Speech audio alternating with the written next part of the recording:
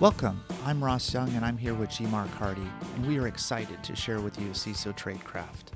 Just as a quick background in case you haven't heard our show before, CISO Tradecraft is a podcast designed to help folks in the information security community learn the techniques, methods, and technologies in the industry.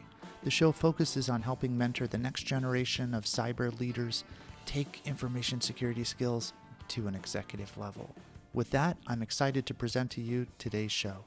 Well, hello and welcome to our first episode for the CISO podcast. And I'm here with Ross Young, and we'd like to welcome you to what we hope is going to be a series of educational and informative programs. They're going to help you with your career, help you do your job better, and ideally improve the level of skill throughout our community. My name is G. Mark Hardy. My partner here is Ross Young. First kind of quick introductions are basically our goal here is to be able to provide you with bite-sized pieces of actionable information, 30 minutes or perhaps 60-minute podcasts, depending upon what it is in the subject matter. You'll be able to then go ahead and retrieve these at a later date should you desire, or could you not participate live in this program like some of you are. And so let's go ahead and briefly introduce ourselves so you know who you're going to be listening to. Ross, feel free to go ahead. Hi, everyone. My name is Ross Young. I'm super excited to be here and to really share with you what we feel is CISO Tradecraft. G. Mark and I were thinking about how could we be the premier company to help people who have gone down the cyber journey and now are a entry or mid-level cyber person trying to become a first-time CISO. And that's something I went through the journey. I spent most of my career at the Central Intelligence Agency. I was on the offensive side as well as running a lot of the defensive, setting up DevSecOps pipelines, application security. And then I switched over to Capital One, where I had the wonderful opportunity of being a divisional CISO, focusing on working with the lines of business, the cyber internal organization, the DevOps organization, and the place called Tech Commercializations, which sold software externally. And using my experience to help consult the business to make the right cyber decisions. A couple months ago, I switched over to Caterpillar Financial, which is the large bank behind the construction equipment company that is so famous. And I've had a fantastic time being a first-time CISO. G. Mark, do you want to tell us a little bit about your background? Well, thanks, Ross. Yeah, G. Mark Hardy. I have been doing security long before we called it cybersecurity. It was information security, and literally got my first paid job, and I'm going to give away my age here, in 1976, when I was hired by the state of New York to fix all of the security problems that all these students had caused in their networks, of which I was probably one of the biggest hole finders. From there, I went on to Northwestern and an ROTC scholarship and spent 30 years of a misspent youth in the Navy, although the majority of that was the Navy Reserve. And so being a reservist, I was able to have a parallel track in a civilian career. What I found out is leaving active duty in the mid-'80s and looking for security, went to work for Booz Allen and then another startup, but I found out there really weren't any career tracks. So I formed my own by starting National Security Corporation back in 1988. And for the most part have remained with that, although I did come in from the cold a couple times, worked at Ernst & Young as a senior manager and have done that. I'm privileged to also serve as a principal instructor at the SANS Institute. Full disclosure or disclaimer, this is not going to be SANS material that we're teaching. This is our own material here to make sure we don't cross the stream, so to speak. I work as a virtual CISO for a couple companies where I provide smaller or medium-sized businesses with the expertise that you'd want to get out of a chief information security officer without having somebody there 40 hours a week. Well, realistically, we know it's probably 60 hours a week. In addition, I also do consulting as well as a lot of presenting. And so as a result, with a focus on education and helping people with their careers, I'm really privileged to be working with Ross here to put out this series. Yeah, so as you get a chance to learn a little bit about us, I think what you'll see is we both are natural teachers. We love sharing the wisdom and knowledge that we have, as well as learning from guests and other folks we come around and have the opportunity to meet. So today we're going to start off with a really basic question that actually isn't so basic. What does a CISO do? G Mark, what do you think? What are some key things that every CISO does in any organization? Well, I think to a certain extent, we kind of used to joke that CISO stands for uh, Chief Info, the Chief Information Scapegoat Officer, or chief, things like that. It's the person you blame when anything goes wrong. And ultimately, a CISO is accountable for the security, that is to say, IT-based security, not necessarily physical security, in an organization. Well, what does that mean? It means that when we look at the different elements of what would be a program in an organization, things such as doing the strategic planning as well as the architecture for security. How do we build this out? How do we manage risk throughout the IT enterprise to reduce that to an acceptable level to management? How do we ensure that we are operating in compliance with either standards that are dictated to us by either by law or by contract or just by best practice? Oversee a number of technical functions such as protecting our data security, managing the vulnerabilities that might be in our system, looking at management, access management, and things such as that. And in a larger organization, we may be responsible for threat detection activities such as a security operations center, a SOC, pen testing, logging and monitoring, as well as kind of incident response and forensics. Basically, a CISO can have an awful lot of these activities and perhaps even more, but perhaps the key qualification and differentiator as to what makes a CISO, this is my opinion, is the C, the chief. It means that you're actually one of the management team, meaning that you are conversant in the language of executives. You can speak not in just technical terms, but in actionable business terms. And a CISO ultimately is the bridge between your technical experts and your business decision-making experts, requiring a proficiency in both of those languages. G Mark, I love that explanation you just gave. And the way I think of it is probably better illustrated through a story. So I grew up in Las Vegas, and while it's very known for casinos and gambling and hotels, what's also very impressive is some of the natural parks that they have. And it's one of the greatest rock climbing spots in the world. And there's a place called Red Rock Canyon. And as I think about rock climbing, I think it makes the perfect example of what a CISO does. If a rock climber goes to a national park, and the CISO in this example is the national park ranger, there's an important role. They need to safeguard and enable the rock climber to take risks and have fun. Now, if the rock climber comes in and the CISO or ranger says, hey, you're just not allowed to climb, what is the rock climber going to do? They're going to wait till the ranger isn't looking, and they're just going to climb behind his back. And that's the wrong thing for a ranger to do. Now, a different way would be to look at the rock climber's gear to inspect it for safety. Is their rope in good condition and not going to snap because it hasn't taken a large number of falls previously? Is their harness in good shape and has all the knots and stitchings where you would expect them to be in sound order? Do they have the right types of locking carabiners that are not going to come undone when they take a fall?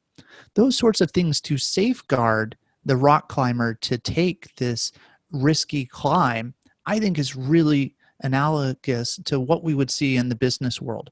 What are the security things we would want to see on product-facing applications that customers use to make sure we're not going to be vulnerable to attackers or criminal gangs that might try to put ransomware in our environment? How do we enable the business? Just like you would enable the rock climber, there's certain compliance things that we need to enable, whether it's GRC, compliance for the California Consumer Privacy Acts, or GDPR for Europe.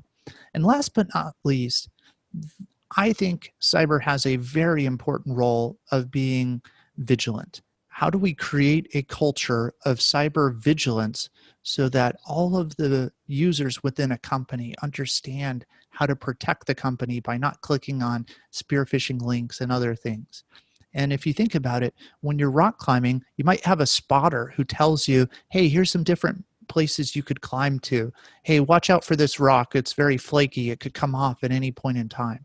That type of vigilance helps safeguard the climber and also helps safeguard a IT organization. And Ross, I think you hit on an excellent point, is that as a CISO, you're not the chief no officer. You're not the person who's out there saying, no, you can't do this, no, you can't do that. Because exactly, people are going to find ways around. And my experience has been people will try about 5 times as hard to get around an obstacle than they will to just live with it if they don't understand why it's there. As you had suggested, the best approach is not to be the no, but the how. We want to do such and such. Okay, let me tell you how you can do so in a manner in which your risk is managed. You want to climb a rock? That's great. Is it risky? Potentially, but here are the mitigations that you can put into place that make your rock climbing, as you said, more of a fun activity than a terrifying activity. And so as a result, what you'll find is that the credibility that we earn in our organizations is based upon, to a large extent, how your interactions go with others that are going to be outside of the security organization. Do they view you as a strategic partner that enables the organization to pursue new lines of business, so to speak, if you're in business, or new lines of communication? Even if you're a government agency, you want to try new things. For example, multi-factor authentication is now being set up on an awful lot of federal sites. It never was there before. Those are things that need to be done to enable a business opportunity. And so rather than being the obstacle to progress, an effective CISO becomes the means by which progress is made, in so far as the risk is managed to an acceptable level. And now when we start thinking of the CISO as being the person who is able to inform management of the risks involved with different IT activities and strategies, plus supervising the implementation of those, I think we get a better feel for how you plug in the business world and ultimately why you've earned that title of CISO, rather than something that is just simply, well, I'm entitled to a new title, let me have it. Yeah, that's a really good point. I like the focus of the how. We don't want to be viewed as the office of no, N-O. We want to be the office of K-N-O-W, no. To know what the risks are, know how to enable the business, provide the recommendation, and help the business to take the risk where it's prudent. And as we do these things that are consistent, adequate, timely, we can really enable the transformation in an organization. So we've talked a little bit about what a CISO does. Who are some of the biggest parts of an organization that would report to a CISO where you'd want to have that expertise or knowledge over what should they be performing for me and my role as I manage them? What metrics do I want to measure the success of these organizations by? What do you think, G. Mark? I think, as we jump ahead to, to who's going to report to you, let's think just for a moment in terms of what is it you should know to be able to get to that point. All right. So in a way, I'm going to kind of skip a little bit ahead to say, what are we actually going to say that qualifies me as a CISO, which then is going to qualify me in terms of being able to do the activities I want to. So we have both hard skills and soft skills that are typically going to be representative of an individual in the CISO role. Some types of hard skills, for example, would be understanding the methods and the practice of IT strategy. How do we go ahead and do that? Computer networking, finding that being able to understand how does information move around the networks? Is TCP/IP just alphabet soup, or do you actually have a feel for what's happening at layers 2 and 3 and 4 in your enterprise? Looking at possibly some background in programming, or at least understand how that's involved, as well as being proficient in the operating systems in your environment. Regulatory compliance is going to be huge. Understanding what are the standards? Do we have to comply with Gramm-Leach-Bliley, Sarbanes-Oxley, HIPAA, PCI, and now with California Consumer Privacy Act, as well as a lot of the other international standards. And we'll cover all that in a later episode, so you'll understand what we're talking about. Looking at different frameworks, being able to be proficient to understand, are we using an ISO 27001 type of a framework. And as a kind of joke, ISO is what the rest of the world uses. America will adopt ISO when we adopt the metric system. Wait a minute, that is an ISO standard. Anyway, nonetheless, other types of techniques in terms of tools, et cetera, for ethical hacking, threat modeling, intrusion detection, firewalls. So if we feel that we've reached that point of a knowledge base where we're effective at doing so, and one of the activities that we're looking at doing is helping to put together kind of a sanity check on your own skill sets, which we'll make available to you in the future, to say, here's where I really need to get better, and here are areas that I'm already competent at. Now let's take a look at the oversight that you have as a CISO. And so there are several different ways, but kind of 6 top level ones. One would be program management. As an executive, you're going to be responsible for doing strategic planning. How are we actually going to go ahead and move from a concept to a reality? And strategic planning is not just about saying, I have an idea, I want to do it. It's about dovetailing that idea to the overall corporate strategy, being able to ensure that we're not off on our own direction, creating and building things because we think it's cool, but without the executive support that says this is important. Being able also from a program management perspective to be effective at running our finances and being able to track expenditures and being able to look at metrics.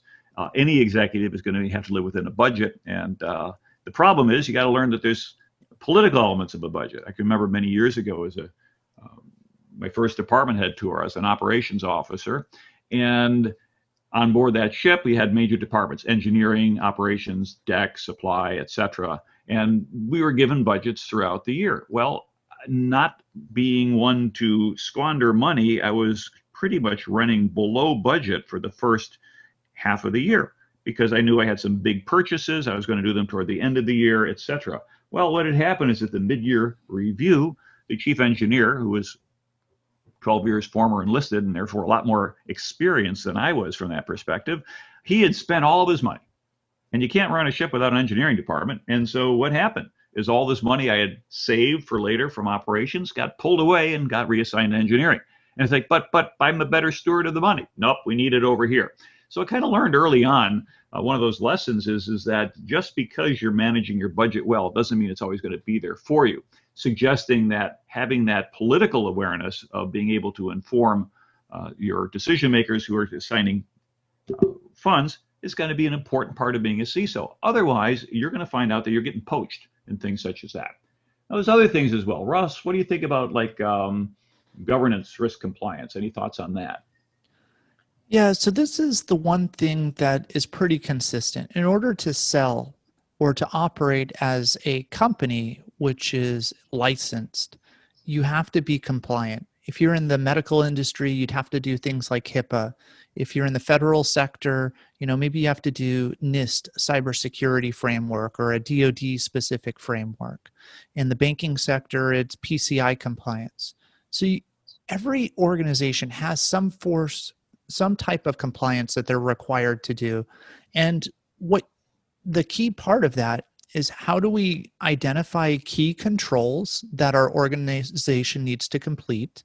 How do we ensure those are happening by having management processes to effectively perform functions, having a second line who can actually audit different perspectives, not the audit organization, but like a cyber or a compliance shop, someone to really ensure the metrics and things are being performed. And then third line is normally the audit role. So those types of governance, risk, and compliance functions are really in every organization that I've seen. And they're so important to ensuring proper risk management and compliance so that you meet all of the necessary regulatory statutes and requirements to exist. And you've brought up a good point when you talk about compliance. The thing you need to be careful of with compliance is compliance does not equal excellence in terms of security. Compliance is a C-. It's a minimum passing grade. It gets the auditors and perhaps the legal department off your back. But compliant organizations are hacked every day. And therefore, when you look at how do you build your mindset for being an effective CISO, the organization may make compliance a big deal, but it's up to you to educate the decision makers so that they understand that compliance is just a ticket to the game. It doesn't represent any sort of sense of accomplishment. It's a minimum level of standards beyond which you need to progress to be able to effectively run your enterprise. So when you focus on compliance, which is an absolutely important element, if you're required to, you've got to do it. Careers are lost over failure to meet those requirements, but you can't stop there. And so as a result, you're going to be riding a couple horses here. One, you'll be working with the compliance and the legal folks to ensure that that is taken care of. But once you've passed that threshold, they're not going to be interested in spending any money or any resources or time to get you beyond that point. As far as they're concerned, compliant, whether you are at a passing grade, or compliance, whether you're at a perfect grade, are equivalent. What we're looking for then is to be able to move our maturity of our organization beyond mere compliance to one of excellence. And that requires then a thorough understanding of all the different elements that could be in your enterprise, and then orchestrating that effectively to be able to deliver that across the board. So Right. other thoughts? Yeah, that's a great point. I think we can just take a simple example of spear phishing, right? How would we detect and prevent that? We'd probably have email filters. We'd probably have email protection tools like a Proofpoint or something to really watch the malicious emails being sent. And then we do some type of compliance training to our user population to ensure they know what to click on and what not to click on and those safe senders. But at the end of the day, just because you have all of those things in place and you've taught the users the best practices doesn't stop a user from clicking a link. And when that happens, that's where you need to understand the risk management. So great points there, Mark. Mark, I love it. Well, let's keep rolling a little bit. Other things, reporting to a CISO. What else do you think is out there? Well, most organizations have to provide some type of security tools and functions. And a lot of times these might fall under a security architecture and engineering shop. So your data loss prevention tools, your firewalls, your antivirus solutions, your web application firewalls, your proxy servers, any of these things that you would use to really identify malicious events in your environment require some type of tooling. This means you have to set up the infrastructure, you have to have the people watching the tools, and you also have to have some type of licensing around what is it we need to grow to. And when you start to build those solutions, then you need some type of a technology advisor group. These typically are security architects. There are going to be folks who identify how web applications exist in your environment and what are the safeguards that you would use to ensure authentication, access control, and other just good defense in depth approaches to securing your organization. Yeah, very good point. As we continue on that, what you find then is that a lot of our focus is protecting that key information or data, depending upon how you want to abstract that. We kind of talk about data becomes information, can become knowledge, can become wisdom, and that's kind of a different priority tree there. But if we look at the concept of data security in general, what we're talking about is protecting the C, the confidentiality of that CIA triad: confidentiality, integrity, availability. So a lot of perception about security is about confidentiality, making sure that your information cannot be leaked or disclosed to an unauthorized third party. But very much up there as well as that is that I, that integrity, making sure that your information can be relied upon. If someone were to be able to go ahead and alter the financial reports before they're made public under Sarbanes-Oxley, what's happening is executives are now attesting under oath that these numbers are correct. And if those numbers are suspect, but they don't know about that, they could be exchanging their pinstripes for orange, as they say, if they end up violating some of the criminal penalties that are built into that legislation. And so we find then is that we're keeping, if you will, the big bosses out of trouble, but we're also making sure the organization can run effectively. If you can't trust your data, you can't get the job done. And we've heard of a lot of cases of things such as that, going back to, for example, you look at the infection that took place at the Natanz nuclear center in the Republic of Iran.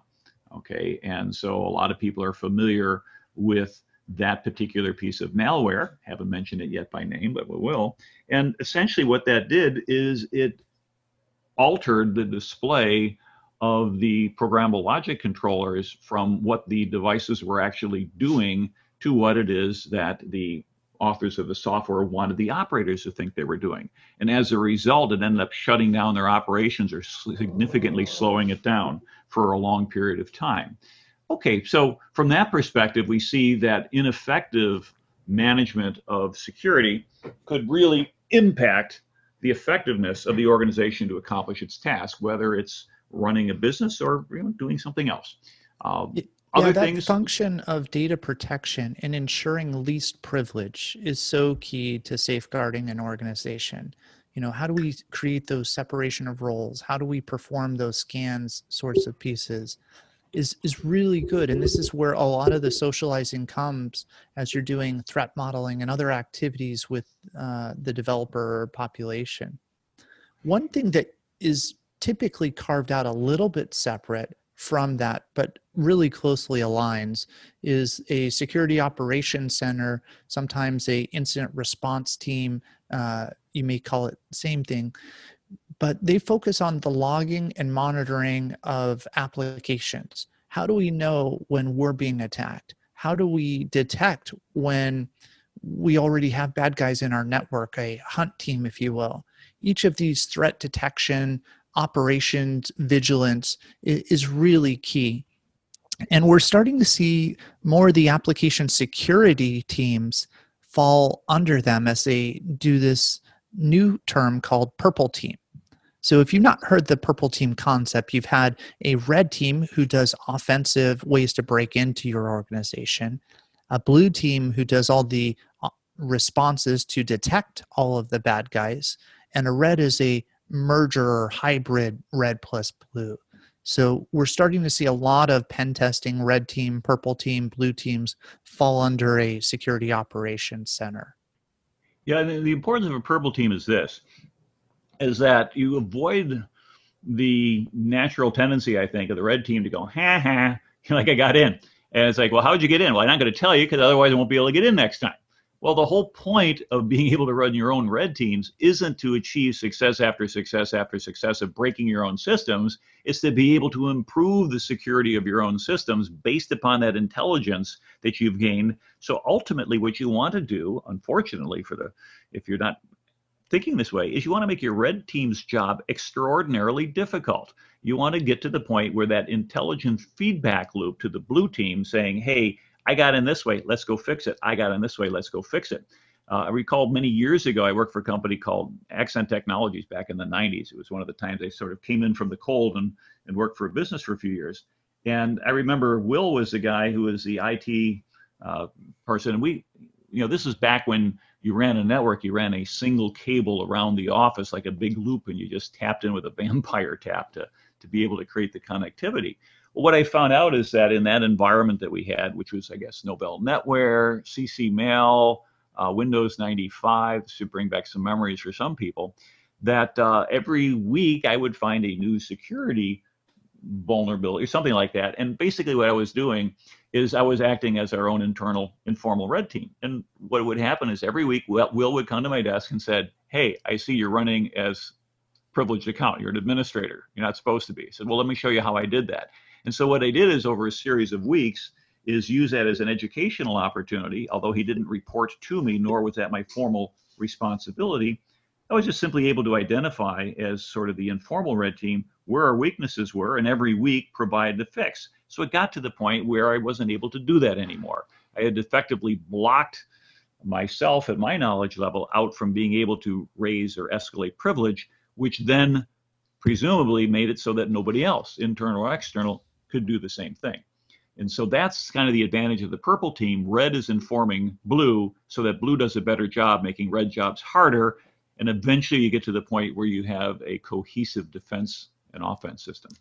Yeah, I like that. Sometimes I'll even hear the difference between a red team and a blue team in terms of risk, where red identifies the likelihood of attacks and blue knows the importance or severity of a system that's being defended. So between the two of them, they can actually help understand that risk matrix that we often see organizations look at. So it's just another way to think about how you can partner together to get a better objective. Now, you mentioned how you were partnering with Will, and I think that's another really good important piece is the Security Operations Center doesn't just help with some of the red team, but they also do the incident response, some of the forensic investigations of what actually happened in our environment, going through the 5 why analysis to fixing the root cause and helping the organization understand when we have insider threats. Another part of the organization that I think really is so critical is an information security office. Now, it goes by a lot of names depending on the industry you're in. In the federal government, they often use the term ISM, the Information System Security Manager, someone who sits with the developer population to identify what they're trying to do and interpreting the security policy to provide guidance to them, helping with timely remediation of vulnerabilities, and being that liaison who knows all of security's capabilities and reporting that to the developer population who are not as intimately familiar with all of the cyber organization. Another term for an ISM in banking sector is typically called a BISO, a Business Information Security Officer, or a Information Security Officer. So it doesn't really matter what you call this person or this role.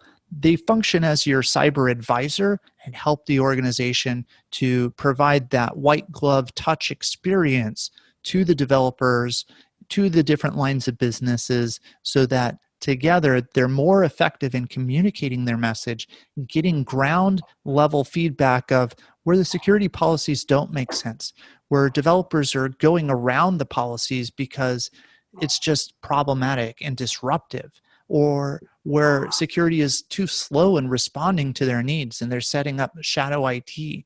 Having that field level reporting provides much more insight into visibility for an organization. And it could also allow security to integrate with operations. Remember the late Howard Schmidt, when he had worked at Microsoft, had explained that, as you remember, back in the 1990s, Microsoft was not necessarily known for being a vendor of secure products. In fact, I think it was Excel 97 had an entire flight simulator embedded as an Easter egg. I mean, how does that get past quality control? Anyway, Howard was able to go ahead and set up his team such that he had a kind of dotted line relationship security expert within each development team, one for Word, Excel, Office, all the suite elements like that, as well as being able to have his reporting that went pretty high up in the organization. What was the net result? Is it wasn't just a security person sitting on the dev team going, yeah, you can't do that, but rather it was more the Top Gun model, where you have somebody who is going to be perhaps your best trainer gets sent off to a school to develop and gain expertise and skill sets, where you could then go back and over the course of time transfer those skill sets to the rest of your team. Sorry, the Top Gun movie is pretty close. I mean, but yeah, there's a little bit of difference in terms of what it actually means to get through there. And so the net result is that by changing the culture of the organization, by making security part of how they did their operations or development, Microsoft has improved significantly. Now, one would argue today that, oh yeah, you still look at Patch Tuesday list of fixes, but do you realize how many tens of millions of lines of code are in there? And actually probably no one human now knows exactly how many lines of code. There may be leftover stuff there from basically the early days in the 1980s, and the code keeps working, so it just keeps running. So security then allows us, with effective CISO, to be able to not just sit there as a watchdog, but potentially change the course of the organization over time. But the critical element there has got to be senior executive support. You can't come in as a crusader and try to do that, or people are just going to simply go, you're pushing too hard. This is not your area of responsibility. I'm feeling infringed upon. This is my fiefdom, and you seem to be wanting a piece of it. And then that's how you end up with those internal disagreements. Gotcha. Yeah, that's a good point there, Mark. I really like hearing about some of those pieces. They're so important to look in the nuanced details. So we've talked about a variety of functions in the CISO organization. Which one do you think is most likely to produce a CISO? Or do you think you have to do tours in each of the areas to become an effective CISO? Well, that's a good point because I think a lot of us view CISO as being sort of a pinnacle job title for a cybersecurity expert. Okay, and so what happens is that if you're in an IT security career and you work your way along throughout the career set, ultimately say, hey, I want to be a CISO.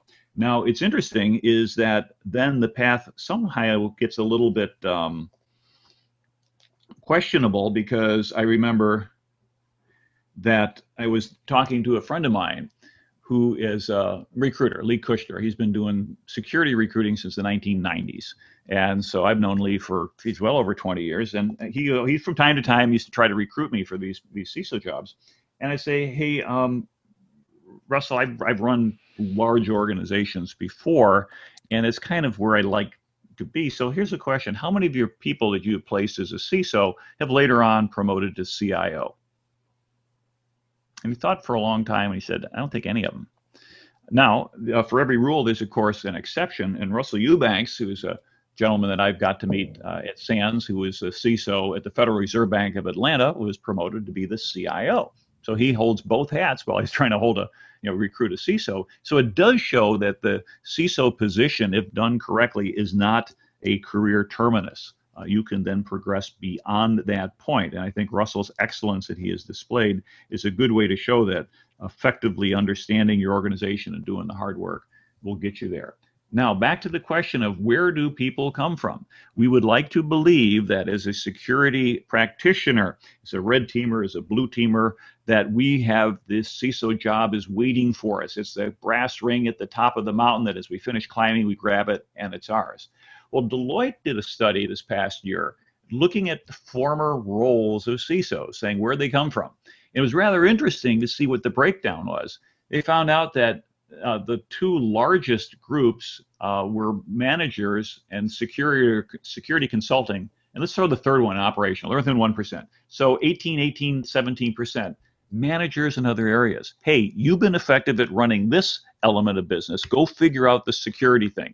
And so people who have developed, they're not security folks, but they're put in charge. Security consultants come in there and they say, you're doing an awesome job. Do you want to stay as a CISO? Kind of how I got my CISO job.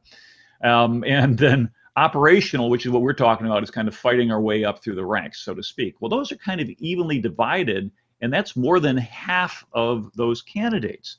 Now, there's others that come in from like GRC, governance, risk, and compliance, and then we'll get down into, again, the remainder are mostly security experts, network security architectures, threat detection, data security, auditors, software development, etc.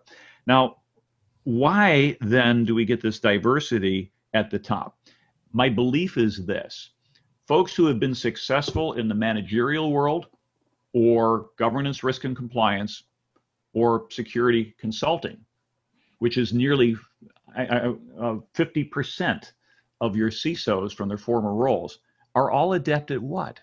Communicating effectively with management. If you're going to be a consultant, you're typically, at least from my experience has been running a consulting business, I've got to be able to address up to and including the board in terms of briefing them on what their risks may be, being able to present ideas in a way that I can convince them to make decisions. Ultimately, the decision as a security consultant you want is for them to write a check. And then for the folks who are like GRC, dealing with what? Being able to provide audit reports, identifying what these findings are, and briefing.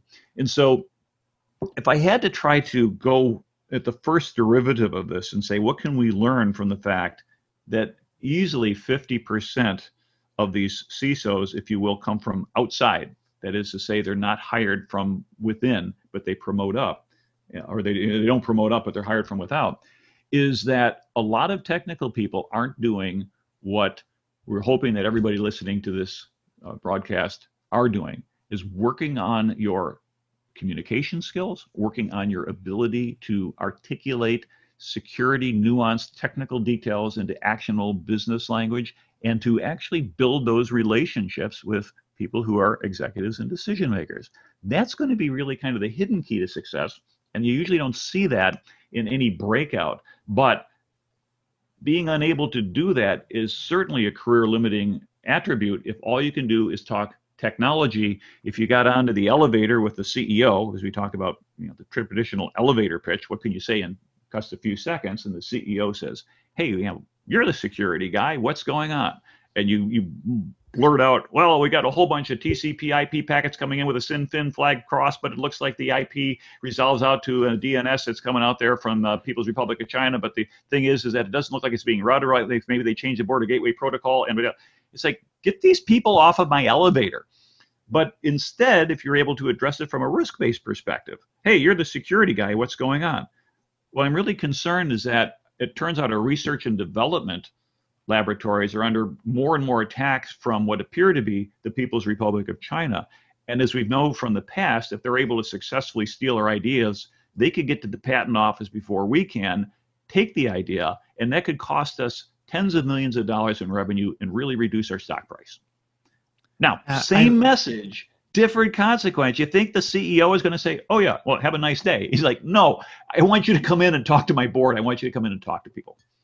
Yeah, I like that communication piece. Really, a CISO's key ability is influence. Can they influence the organization for change? And in order to influence, you have to have great communication skills. You need to be an active listener. You need to have the ability to understand the problems and speak it to someone what they need to hear in a way they're willing to listen to the answer. And if you can do that, things are going to be really, really good. And we're going to do a whole separate episode on influence, on communication techniques, and other things to help you be more effective as a CISO. So stay tuned for that.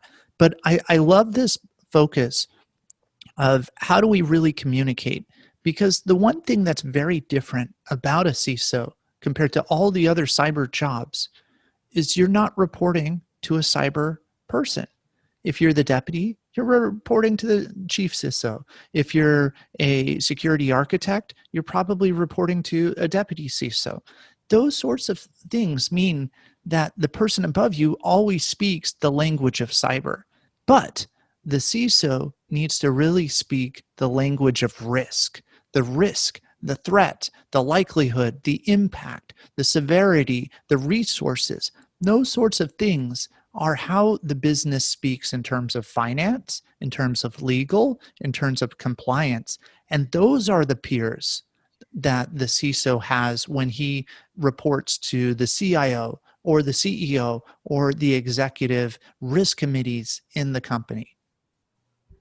Yeah, and so as you see then is that the ability to enhance your vocabulary, so to speak. So when I did my MBA back in the 90s, it was interesting because people saying, well, why are you getting a business degree? I says, well, I think it's important for my education. I took what they call an executive MBA. It was a polite word for old. It means you're in your 30s instead of your 20s. But what I got out of this was the ability to learn the language of business and become proficient in it. It was, if you will, almost like a 22-month course in speaking executive language. What came out of that?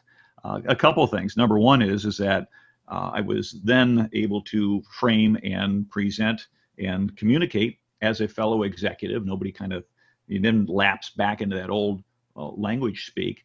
But also what it did is from a financial perspective, it was a huge inflection point in terms of revenue. Prior to that, I worked in technical jobs. After that, I worked in management jobs. And the compensation is quite a bit different. And it was interesting, and the details aren't important, but within 7 months of graduation, between a negotiated new job offer, using the negotiation skills I've learned, putting to work that other skill sets I learned in my business degree, I had completely earned more money to pay back entirely my master's degree. 7-month payback until I was cash flow positive. And someone said, well, why did you need to go to business degree if you could do that? It's just because that's how you learned how to do that. And so we can discuss a little bit later the value of a business education. And sometimes the whole MBA is of great value to some people. Others may say, well, I want to be a little bit more focused. Be careful about being neglectful of your future. So many years ago, I published what I call GMARC's Corollary to Moore's Law. Remember Gordon Moore, he was the founder of Intel, who in 1964 observed that the density of transistors doubles about every 18 months, and therefore computing power, kind of by analogy, doubles every 18 months. And to a large extent, that's held over the last 50 some odd years. Well, GMARC's corollary states that half of what you know about security will be obsolete in 18 months. And I put that on the back of my business cards. And if you think about it, earlier in 2020, Windows 7 became obsolete, although there's plenty of enterprises that are probably still running that and earlier versions. As we go forward, we're going to find out that in the next 18 months, all those Windows 8 and 8.1 machines, those are all going to potentially fall by the wayside. We're going to see new operating systems come on, new applications take over, new communications protocols in terms of ways that we're going to move information faster and better. If you want to be successful in this career path, you've got to dedicate yourself to lifetime education. I remember when I was in the Bay Area, I was talking to an Uber driver. He was telling him what I did. He said, "Oh, that sounds really cool. It sounds like you guys make a lot of money. I want to become a security person. How do I do it?" And I said, "Well, it's sort of like like being a professional football player. You have to have a lot of natural talent and you have to work like crazy at it." He says, "Like, what do you mean?" And I explained to him the fact that you can't just rely on the knowledge you gained at a university degree. You got to keep educating yourself year in and year out. And for those of us who hold security certifications, every one of those has a CPE, a continuing professional educational requirement. And there's a good reason for it, because what you learn in your classroom a year or two or three ago may no longer be current. If you're not willing to dedicate yourself to continuous learning, I think you are not in the right career path. And as a result, you might find that unwillingness to expand your knowledge base could be career limiting. So that's just kind of okay, I'm off my soapbox on that one. So, GMARC, I appreciate your thoughts. I really think that GMARC's law, or a corollary of every 18 months your skills diluting, is an important thing. And so I think that kind of wraps up the show in a really good way. GMARC and I are excited to present this podcast, CISO Tradecraft, where what we really do is focus on what are the skills you need to focus on to go from being a technical person to gaining those MBA soft skills, from understanding not just the right answer, but how do you get that answer funded? How do you get effective communications with your peers in the C-suite so that you can make the organization grow or have more resources to respond to the variety of issues that are happening? This is really what the Tradecraft is about, building that executive presence, competence, influence. And we really think this is going to be so powerful because we're seeing a lot of places focus on how do we improve the cyber organization? How do we improve the maturity of all of the things within our organization, the processes, the tools? But we don't see enough on how do we mature our personnel, our number one asset in the company, to provide those wealth of experiences, that succession planning, that knowledge, tradecraft, skills, and abilities, so that we have the right leaders tomorrow leading our company. GMARC? That's a great summary. So I think we'll look forward to getting a chance to share more with you. If you've got other people that are that you're friends with, as most of us have a pretty good circle of contacts, let them know about this. You don't get ahead in this industry by hoarding information. We have a huge amount of information that's available out there. Everything from the B-sides conferences, which are done pretty much at cost, to being able to find open source software. Be willing to help your fellow security professional advance in their career. Don't view that as creating, I'm going to create more competition. I don't want anybody in my organization to learn what I'm learning from this podcast, because then maybe they're going to bump me out of that job. No, be viewed as a mentor. Be viewed as the resource that provides valuable skill training and valuable actions for others, and then you'll become the go-to person in your organization. Don't try to hold others back. Not that I'm suggesting that you would, but I've run into that in some organizations that have a very adversarial culture. And if you're in an organization that has an adversarial culture, it's unfortunate. But we'll talk later in one of the other or podcasts about political awareness, being able to detect what is going on, what's happening at the highest level in the organization, and then how can you build a superior culture within your own domain and have that advance as you advance in the organization, so your legacy is one of excellence, one of creating harmonious working relationships. And as I used to tell people in the Navy when I was a commanding officer, I says, my reputation is that of getting my people promoted. What's yours?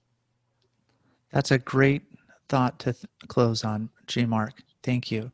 So if you like the podcast today, please like and subscribe, share it with your friends. As this starts to go more viral, we'd love to hear more feedback. Put your comments on the podcast and visit our website, CISOTradecraft.com. Thank you again for listening, and we appreciate your time. Take care.